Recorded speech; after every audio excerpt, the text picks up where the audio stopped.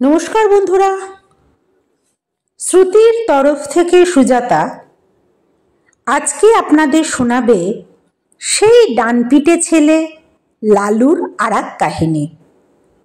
হ্যাঁ, ঠিকই ধরেছেন, শরৎচন্দ্র চট্টোপাধ্যায়ের লেখা লালু। গল্পটি ভালো লাগলে লাইক কমেন্ট তো অবশ্যই করবেন। চ্যানেলটি সাবস্ক্রাইব করা না থাকলে, গল্প শোনার ইচ্ছা থাকলে অবশ্যই সাবস্ক্রাইব করে পাশে থাকবেন। শুরু করছি আজকের গল্প, শরৎচন্দ্র চট্টোপাধ্যায়ের লালু।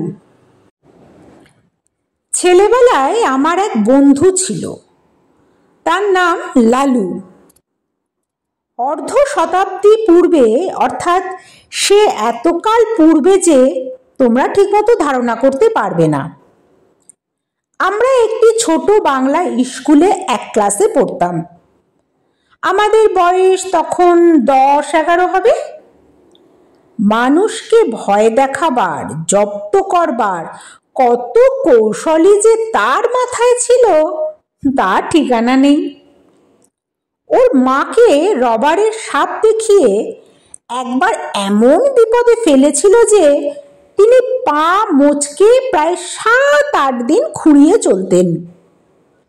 তিনি রাগ করে বললেন ওর একজন মাস্টার ঠিক করে দিতে, সন্ধেবেলায় এসে পড়াতে বসবেন, ও আর উপদ্রব করার সময় পাবে না। শুনে লালুর বাবা বললেন না, তার নিজের কখনো মাস্টার ছিল না। নিজের চেষ্টায় অনেক দুঃখ সয়ে লেখাপড়া করে এখন তিনি একজন বড় উকিল। ইচ্ছে ছিল ছেলেও যেন তেমনি করেই বিদ্যালাভ করে, কিন্তু শর্ত হলো এই যে বার লালু ক্লাসের পরীক্ষায় প্রথম না হতে পারবে তখন থেকে থাকবে ওর বাড়িতে পড়ানো টিউটার। সে যাত্রা লালু পরিত্রাণ পেলে, কিন্তু মনে মনে রইল মার ওপর চোটে, কারণ উনি তার ঘাড়ে মাস্টার চাপানোর চেষ্টায় ছিলেন। সে জানতো বাড়িতে মাস্টার ডেকে আনা আর পুলিশ ডেকে আনা সমান।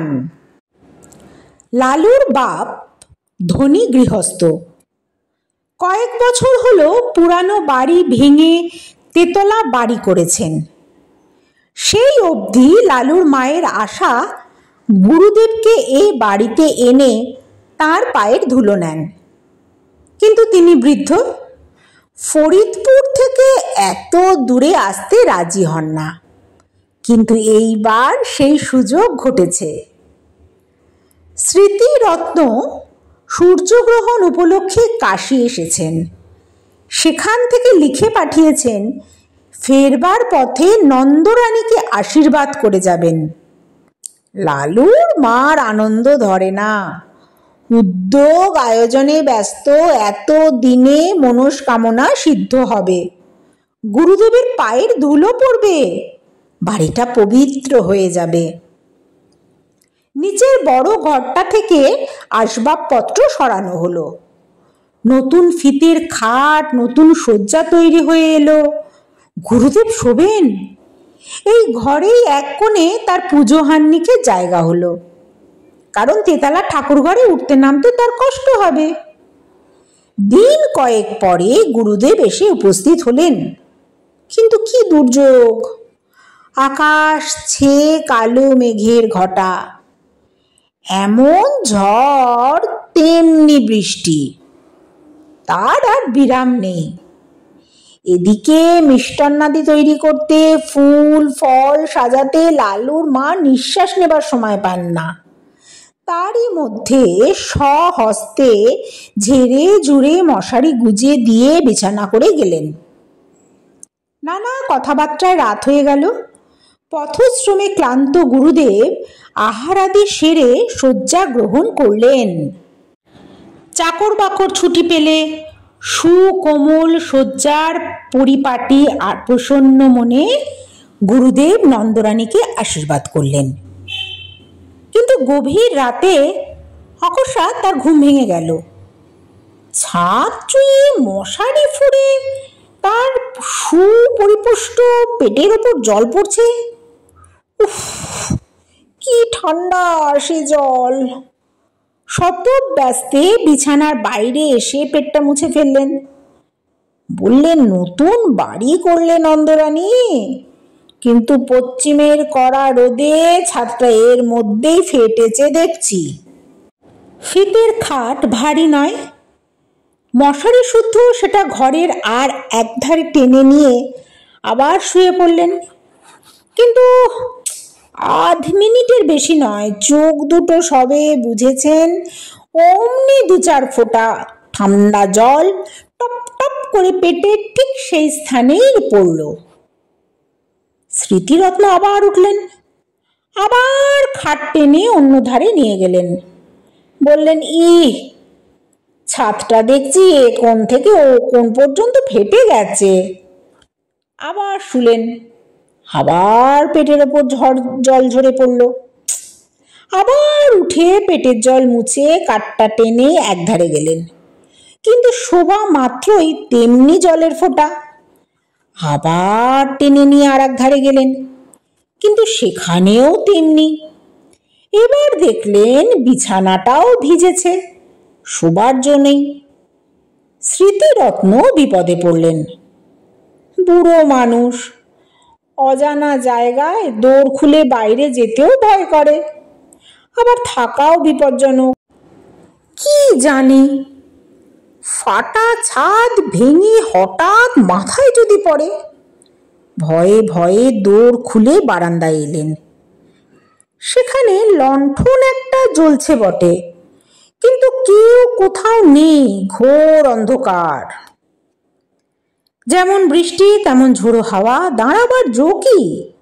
কোথায় চাকর বাকর, কোন ঘরে তারা শোয় কিছুই জানেন না। তিনি চেঁচিয়ে ডাকলেন, কিন্তু কারো সাড়া মিলল না। একধারে একটা বেঞ্চি ছিল, লালুর বাবার গরিব মক্কেল যারা, তারাই এসে বসে। গুরুদেব অগত্যা তাতেই বসলেন। আত্মমর্যাদার যথেষ্ট লাঘব হলো, অন্তরে অনুভব করলেন, কিন্তু উপায় কি? উত্তরে বাতাসে বৃষ্টির ছাটের আমেজ রয়েছে, শীতে গা শিরশির করে।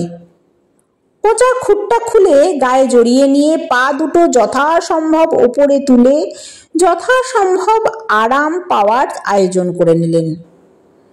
নানাবিধ শ্লান্তি ও দুর্বিপাকে দেহ অবশ, মন তিক্ত, ঘুমে চোখের পাতা ভারাতুর। অনভ্যস্ত গুরুভোজন ও রাত্রি জাগরণে 2-একটা অম্ল উদ্গারের আভাস দিলে। উদ্বেগের অবধি রইল না। হঠাৎ এমন সময় অভাবনীয় নতুন উপদ্রব। পশ্চিমের বড় বড় মশা 2 কানের পাশে এসে গান জুড়ে দিলে। চোখের পাতা প্রথমে সাড়া দিতে চায় না, কিন্তু মন শঙ্কায় পরিপূর্ণ হয়ে গেল। কি জানি এরা সংখ্যায় কত? মাত্র মিনিট 2। অনিশ্চিত নিশ্চিত হলো। গুরুদেব বুঝলেন সংখ্যায় এরা অগণিত। সে বাহিনীকে উপেক্ষা করে বিশ্বে এমন বীরপুরুষ কেউ নেই। আর তার যা জ্বলুনি, তেমনি তার চুলকুনি।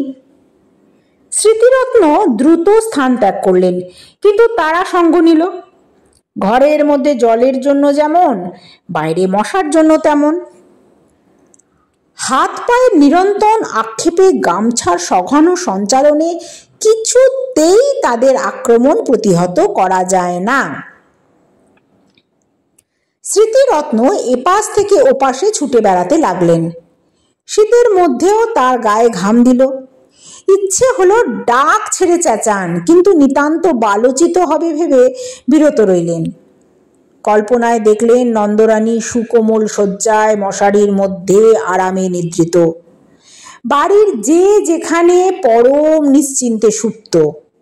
কিন্তু তার ছোটাছুটির বিরাম নেই। কোথাকার ঘড়িতে 4টে বাজলো। বললেন, কামড়া বেটারা, যত পারিস কামড়া, আমি আর পারি নে। বলেই বারান্দার এক কোণে পিঠের দিকটা যথসাধ্য সম্ভব বাঁচিয়ে ঠেস দিয়ে বসে পড়লেন। বললেন, সকাল পর্যন্ত যদি প্রাণটা থাকে তো এ দুর্ভাগা দেশে আর না, যে গাড়ি প্রথমে পাবো সেই গাড়িতেই দেশে পালাবো। কেন যে এখানে আসতে মন চাইতো না তার হেতু বোঝা গেল। দেখতে দেখতে সর্বসন্তাপহর নিদ্রায় তার সারা রাত্রির সকল দুঃখ মুছে দিলে।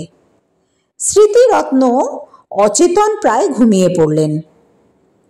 এদিকে ভোর না হতেই নন্দরানী উঠেছেন। গুরুদেবের পরিচর্যায় লাগতে হবে। রাত্রে গুরুদেব জলযোগ মাত্র করেছেন, যদিচ তা গুরুতর, তবু মনের মধ্যে ক্ষোভ ছিল। তেমন খাওয়া দাওয়া হয়নি। আজ দিনের বেলা নানা উপচারে তা ভরিয়ে তুলতে হবে। নিচে নেমে এলেন, দেখেন ডোর খোলা। গুরুদেব তার আগে উঠেছেন ভেবে একটু লজ্জাবোধ হলো। ঘরের মধ্যে মুখ বাড়িয়ে দেখেন তিনি নেই। কিন্তু এ কি ব্যাপার? দক্ষিণ দিকের খাট উত্তর দিকে, তার ক্যাম্বিসের ব্যাগটা জানলা ছেড়ে মাঝখানে নেমেছে। কোষাকুষি, আসন প্রভৃতি পূজার্নিকের জিনিসগুলো সব এলোমেলো, স্থানভ্রষ্ট। কারণ কিছুই বুঝলেন না। বাইরে এসে চাকরদের ডাকলেন, তারা কেউ তখনও ওঠেনি। তবে একলা গুরুদেব গেলেন কোথায়? হঠাৎ দৃষ্টি পড়ল, ওটা কি? এক কোণে আলো অন্ধকারে মানুষের মতন কি একটা বসে না? সাহসে ভর করে একটু কাছে গিয়ে ঝুঁকে দেখেন তার গুরুদেব। অবক্ত আশঙ্কায় চেঁচিয়ে উঠলেন, ঠাকুরমশাই, ঠাকুরমশাই! ঘুম ভেঙে স্মৃতিরত্ন চোখ মেলে চাইলেন। তারপরে ধীরে ধীরে সোজা হয়ে বসলেন। নন্দরানী ভয়ে ভাবনায় লজ্জায় কেঁদে ফেলে জিজ্ঞাসা করলেন, ঠাকুরমশাই, আপনি এখানে কেন? স্মৃতিরত্ন উঠে দাঁড়িয়ে বললেন, সারা রাত দুঃখের আর পার ছিল না যে মা। কেন বাবা? নতুন বাড়ি করেছ বটে মা, কিন্তু ছাদ কোথাও আর আস্ত নেই। সারা রাতের বৃষ্টি বাদল বাইরে তো পড়েনি, পড়েছে আমার গায়ে। খাট টেনে যেখানে নিয়ে যাই সেখানেই জল পড়ে। পাছে ছাদ ভেঙে মাথায় পড়ে পালিয়ে এলাম বাইরে, কিন্তু তাতেই কি রক্ষে আছে মা? পঙ্গপালের মতো ডাঁশ মশা ঝাঁকে ঝাঁকে সমস্ত রাত্রি যেন খুবলে খেয়েছে। এধার থেকে ছুটে ওধারে যাই, আবার ওধার থেকে ছুটে এধারে আসি। গায়ের অর্ধেক রক্ত বোধ করিয়া নেই মা। বহু প্রয়াস, বহু সাধ্য সাধনায় ঘরে আনা বৃদ্ধ গুরুদেবের অবস্থা দেখে নন্দরানীর দু চোখ অশ্রু সজল হয়ে উঠল। বললেন, কিন্তু বাবা, বাড়িটা যে তেতলা, আপনার ঘরের ওপর আরো দুটো ঘর আছে। বৃষ্টির জল তিন তিনটে ছাদ ফুঁড়ে নামবে কি করে? কিন্তু বলতে বলতেই তার সহসা মনে হলো এ হয়তো ওই শয়তান লালুর কোনো রকম শয়তানি বুদ্ধি। ছুটে গিয়ে বিছানা হাতড়ে দেখেন মাঝখানের চাদর অনেকখানি ভিজে এবং মশারি বেয়ে ফোঁটা ফোঁটা জল ঝরছে। তাড়াতাড়ি নামিয়ে নিয়ে দেখতে পেলেন ন্যাকড়ায় বাঁধা এক চাঙড় বরফ। সবটা গলেনি, তখনও এক টুকরো বাকি আছে।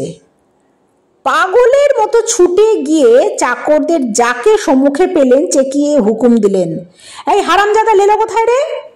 কাজকর্ম চুলোয় যাগে, বজ্জাতটাকে যেখানে পাবি মারতে মারতে ধরে আন। লালুর বাবা সেই মাত্র নিচে নামছিলেন। স্ত্রীর কাণ্ড দেখে হতবুদ্ধ হয়ে গেলেন। কি কাণ্ড করছো, হলো কি? নন্দরানী কেঁদে ফেলে বললেন, হয় তোমার এই লেলোকে বাড়ি থেকে তাড়াও, না হয় আজই আমি গঙ্গায় ডুবে এই মহাপাতকে প্রায়শ্চিত্তি করব। আরে কি করলে সে?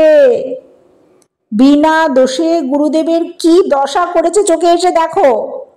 তখন সবাই গেলেন ঘরে। নন্দরানী সব বললেন, সব দেখালেন। স্বামীকে বললেন, এ দোষী ছেলেকে নিয়ে ঘর করব কি করে তুমি বলো? গুরুদেব সমস্ত ব্যাপারটা বুঝলেন। নিজের নির্বুদ্ধিতায় বৃদ্ধ হা হা করে হেসে ফেললেন। লালুর বাবা আর একদিকে মুখ ফিরিয়ে দাঁড়িয়ে রইলেন। চাকররা এসে বলল, লালু বাবু কোঠি মে নেই হ্যায়। আর একজন এসে জানালো সে মাসিমার বাড়িতে বসে খাবার খাচ্ছে। মাসিমা তাকে আসতে দিলেন না। মাসিমা মানে নন্দর ছোট বোন। তার স্বামীও উকিল, সে অন্য পাড়ায় থাকে। এরপরে দিন 15 আর এ বাড়ির ত্রিসীমানায় লালু পা দিলে না। শেষ হলো আজকের গল্প শরৎচন্দ্র চট্টোপাধ্যায়ের লালু। দেখা হচ্ছে আগামী উপস্থাপনায়।